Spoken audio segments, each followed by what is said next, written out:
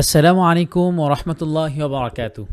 আলহামদুলিল্লাহ ওয়াসসালাতু ওয়াসসালামু আলা রাসূলিল্লাহ আম্মা বা'দ। সুপ্রিয় শ্রোতা মণ্ডলী, আপনাদের সাথে আছি আমি তাওহীদুল ইসলাম। আপনাদেরকে আমাদের আকীদা পাঠের আয়োজনে স্বাগতম। আমরা ইমাম মুহাম্মদ বিন আব্দুল ওয়াহ্হাব আন-নাজদী রাহিমাহুল্লাহর লেখা প্রসিদ্ধ আকীদা গ্রন্থ কিতাবুত তাওহীদের ধারাবাহিক আলোচনা করে আসছি।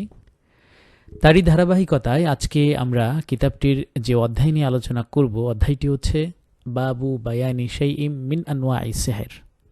জাদুর শ্রেণীভুক্ত বিষয়সমূহ নিয়ে এই অধ্যায়ে আলোচনা হবে।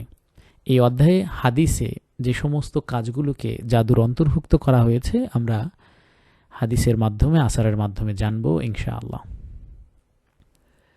দেখতে পাচ্ছি শুরুতেই ইমাম মুহাম্মদ বিন আব্দুল ওয়াহ্হাব আন-নাজদী এই অধ্যায়ের শুরুতে একটি হাদিস নিয়ে এসেছেন। কুতুন বিন খুবাইসা তার পিতা থেকে বর্ণনা করেছেন, তিনি নবী সাল্লাল্লাহু আলাইহি ওয়াসাল্লামকে বলতে শুনেছেন, আন্নাল ইয়াফাতা ওয়াত তারকা ওয়াত তিয়ারাতা মিনাল জিবত। ইয়াফা, তারক, তিয়ারা এগুলো হচ্ছে জিবতের অন্তর্ভুক্ত। জিবত এটা আমরা আগের অধ্যায়ে জেনেছি, জাদুর ব্যাখ্যা করা হয়। জিবত মানে জাদু। ইয়াফা, তারক, তিয়ারা এটার ব্যাখ্যায় আমরা দেখতে পাই ইয়াফা হচ্ছে পাখি উড়িয়ে ভাগ্য গণনা করা। অর্থাৎ কোনো কাজ করতে যাওয়ার আগে একটা পাখি উড়িয়ে দেখা, পাখিটি যদি ডান দিকে যায় তাহলে এই কাজটি তার জন্য শুভ হবে, বাম দিকে গেলে কাজটি তার জন্য শুভ হবে না, অথবা ভাগ্য সংক্রান্ত কোনো কাজে পাখির ব্যবহার করা, যেটা জাহিলি যুগে হতো।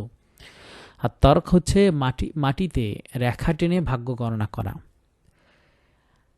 আর এভাবে জিপ্তের ব্যাপারেও আমরা যেটা পাই এটা হচ্ছে শয়তানের মন্ত্র। এইগুলো হচ্ছে সহিহ সনদে বর্ণিত হয়েছে। এই কাজগুলোকে জাদুর অন্তর্ভুক্ত করা হয়েছে, শয়তানের মন্ত্রের অন্তর্ভুক্ত করা হয়েছে। ইবনে আব্বাস রাদিয়াল্লাহু আনহু থেকে বর্ণিত, তিনি বলেছেন রাসূল সাল্লাল্লাহু আলাইহি ওয়াসাল্লাম জানিয়েছেন, মান ইগতাবাসা শু'বাতাম মিনান নুজুমি ফাকাদ ইগতাবাসা শু'বাতাম মিনাস সিহর। যে ব্যক্তি জ্যোতির্বিদ্যার কিছু অংশ শিখল, সে মূলত জাদুরই কিছু অংশ শিখল। অর্থাৎ এই জ্যোতির্বিদ্যার যদি তারকার মাধ্যমে কোনো ভাগ্য নির্ধারণ করার কাজ, অথবা তারকার মাধ্যমে কোনো ভবিষ্যৎবাণী করার কাজ কেউ যদি করে থাকে, তাহলে এটাই জাদুর অন্তর্ভুক্ত হবে, যেটা আবু দাউদে বর্ণিত হয়েছে। তৃতীয়ত, আবু হুরায়রা রাদিয়াল্লাহু আনহু থেকে বর্ণিত একটি হাদিস আমরা দেখতে পাই, মান আকাদা উকদাতান সুম্মা নাফাসা ফিহা ফাকাদ সাহার। যে ব্যক্তি গিড়া লাগায় অতঃপর তাতে ফু দেয়, মন্ত্রতন্ত্র পড়ে, সে মূলত জাদুই করে। ওমান সাহারা ফাকাদ আশরাকা। আর যে জাদু করে সে শিরিক করে। ওমান তাআল্লাকা শাইআন উকিলা ইলাইহি। যে ব্যক্তি কোনো জিনিস, কোনো কিছু ঝুলায়, যে কোনো রোগ থেকে মুক্তির জন্য, অথবা এমনিতেই তাবিজ কবজ কোনো কিছু ঝুলায় কোনো বিশেষ উদ্দেশ্যে, তাহলে আল্লাহ রাসূল বলছেন তাকে সেদিকেই সুপর্দ করা হয়। আব্দুল ইবনে মাসউদ রাদিয়াল্লাহু আনহু থেকে বর্ণিত, রাসূল সাল্লাল্লাহু আলাইহি ওয়াসাল্লাম বলেছেন, আলা হাল উনাব্বিউকুম মাল আযা। আমি কি তোমাদেরকে জানাবো না জাদু সম্পর্কে? জাদুটা কি?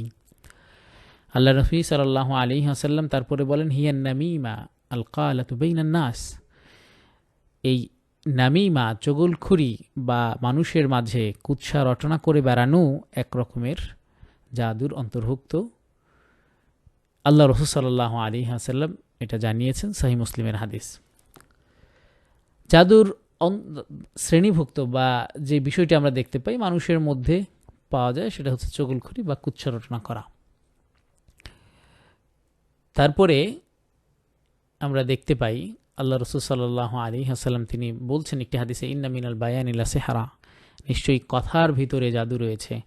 এটাকে বক্তৃতার ক্ষেত্রেও অনেকে উল্লেখ করে, আবার এই হাদিস থেকে অনেকে সাব্যস্ত করে কিছু কিছু কথার মাধ্যমে জাদু করা হয়।